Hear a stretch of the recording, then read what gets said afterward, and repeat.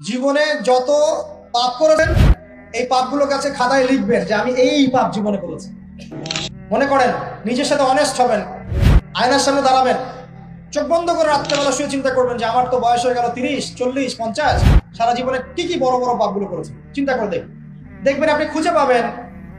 আমি দোয়া করি যে আপনি খুঁজে না পান, কিন্তু পাবেন ইনশাআল্লাহ।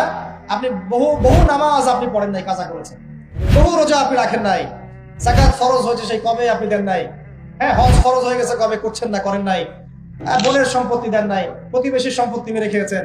কোনো কোনো ক্ষেত্রে দেখা যেতে পারে, এটাও হতে পারে এমনটাও যে আপনি জনগণের সম্পদ মেরে খেয়েছেন, এমন হতে পারে আপনি করাপশনে ছিলেন, হতে পারে জেনা করেছেন, মদ খেয়েছেন, ইত্যাদি ইত্যাদি, সুদ খেয়েছেন।